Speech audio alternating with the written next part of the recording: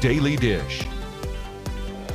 There are moments and people in our lives that inspire us to be everything we can be and want to be. Kimberley Nixon, founder and managing partner of Open Venture Capital, joining me in studio today. Welcome, Kimberley. Thank you. Well, let's talk about Black female entrepreneurs and business leaders. What is the message you would like to impart to others listening? Yes, thank you so much for having me today. And I love having opportunities like this because we know that there's a dearth in capital for Black founders and particularly for Black female founders. And so one of the things that I've been focused on as a venture partner and manager is looking at all the ways in which founders and entrepreneurs can think about building traction. And so I always encourage founders to think through resiliency, but also to treat their business as a business from day one. And so you wouldn't have a Fortune 500 company that doesn't measure their success on a quarterly basis. You should be measuring your traction and your growth on at least that often of an occasion, if not more often, and then asking for help and reaching out to fund managers like myself and others in your community to ask for help along the way. Inspiring and helping startups and small businesses. I love that. It's Black History Month, and coming up in March, it will be Women's History Month, two commemorative months with special meaning to you. How are you recognizing and the significance of these 2 months? How are you celebrating?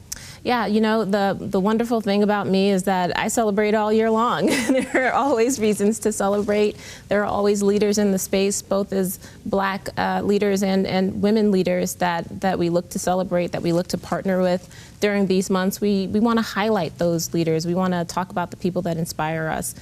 For me, particularly, I would say as I started my fund, 2 people that really inspired me, one being a woman, a Black woman, Melody Hobson at Ariel Investments, and the other being a solo GP, as I am with my fund, Charles Hudson out of San Francisco. And so I always look for opportunities to highlight others and lift them up, especially in moments like this. Great answer, celebrating all year round. You've had some challenges, by the way, in your life, but they inspired you to take risks and create the life you wanted to tell. Share with us. Yeah, I like to say I learned how to treat action like a muscle, and that comes out of my early issues with health in my late 20s. I had cancer in my late 20s, and it was a very treatable type of cancer, but it happened to arrive just a year after I lost my mother-in-law to her 20-year bout with cancer. And having cancer at that stage in your life really changes your perspective. It makes you think about time.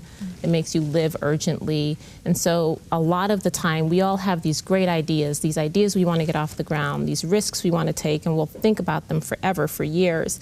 And I really wanted to encourage people, and I did this myself. I really started to treat action, every action, like it was urgent. It needed to happen immediately, and I could test, and I could iterate, and I could pivot and make changes along the way. And so I did that for an extended period of time. I won't say how long, otherwise you'll guess my age, and until I got to where I am today. Well, health is everything, and we're so glad you're able to share your story. Now, going back to investing in others, particularly Black and minority entrepreneurs, it's so important to you. Do we have work to do in this area? We have so much work to do. We know that, well, honestly, the number has actually gone down. It was 1.3% of all venture funding last year or the year before, 2021, and it went down to 1% of all venture funding went to Black founders in 2022.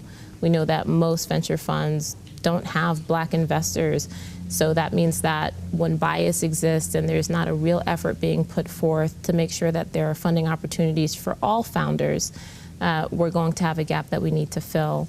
My fund has a health and wellness mandate, but I still am obviously always looking for the best founders of all backgrounds.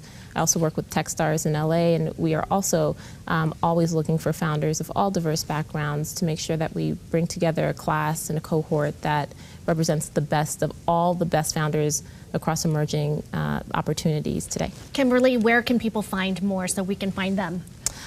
You can reach me on my website, openventure.capital, and you can email me at hello@openventure.capital if you're interested in investing or learning more about how to become part of my portfolio. Kimberley, thank you so much for inspiring us and sharing all the insight. I think we've been inspired and inspiring some people today. Thanks again. Thank you.